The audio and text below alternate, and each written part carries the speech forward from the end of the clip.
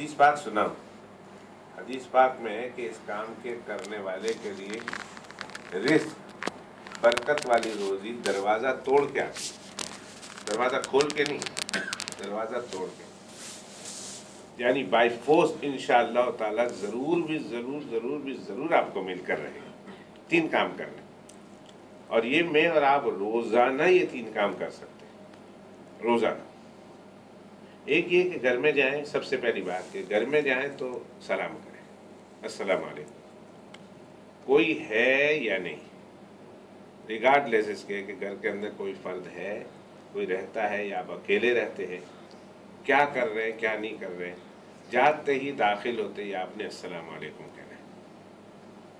یہ چھوٹا سلام ہے، پورا سلام ورحمۃ اللہ وبرکاتہ پورا کہہ دیں، نہیں تو کم از کم السلام علیکم اتنا تو ضرور کہیں. ایک بات. دوسرا کام یہ کرنا ہے کہ اندر پہنچ کر ایک دفعہ درود شریف پڑھ لیں، اینی درود شریف. نماز والا درود شریف پڑھ لیں، بڑا ہے، اچھا ہے. اگر نماز والا درود شریف نہیں پڑھ سکتے تو جو چھوٹا درود شریف آپ کی زبان پہ چڑھا ہوا ہے، اور سب سے چھوٹا درود شریف صلی اللہ علیہ وسلم ہے، سب سے چھوٹا درود شریف.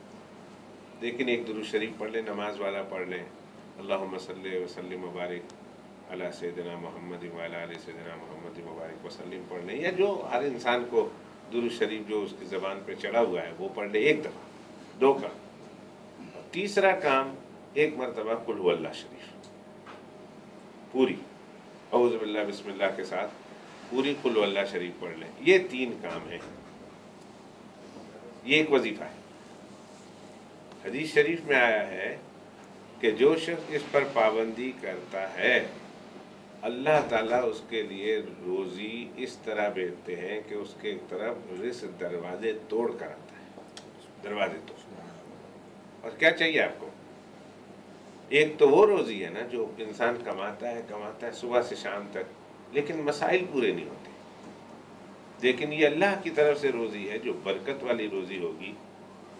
اس سے صرف یہ نہیں ہوگا کہ آپ کے ضرورتیں پوری ہوں گی، بلکہ آپ ضرورتیں دوسروں کی پوری کرنے والے بنیں گے.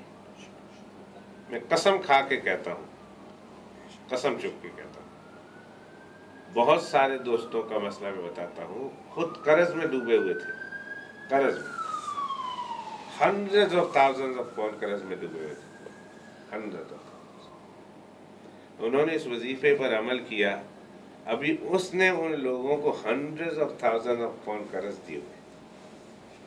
اس کا قرض ختم ہو کر اس لوگوں کے اس کی طرف اللہ نے اس کو اتنی وسعت دے دی، اتنی برکت دے دی اس کی روزی میں. اور کیوں نہ دے؟ اس لیے کہ رسول اللہ صلی اللہ علیہ وسلم نے فرمایا ہے. میری بات غلط ہو سکتی ہے، ساری انسانیت، ساری دنیا کی بات غلط ہو سکتی ہے، رسول اللہ صلی اللہ علیہ وسلم کی بات تو غلط نہیں ہو سکتی، کبھی بھی غلط نہیں ہو سکتی. آسمان نیچے اور زمین اوپر جا سکتی ہے، پہاڑ ہل سکتا ہے، دریا ڈرائی ہو سکتے ہیں، سمندر خشک ہو سکتا ہے، ستارے بے نور ہو سکتے ہیں، چاند اپنی چمک اور سورج اپنی روشنی ہو سکتا ہے، دیٹ از پاسبل. لیکن رسول اللہ صلی اللہ علیہ وسلم کی بات غلط ہو جائے یہ تو پاسبل. اس لیے بھائی ایک تو اس خیال کے ساتھ اور اس دھیان کے ساتھ اور اس فکر اور سوچ کے ساتھ کہ وظیفہ رسول اللہ صلی اللہ علیہ وسلم کا ہے.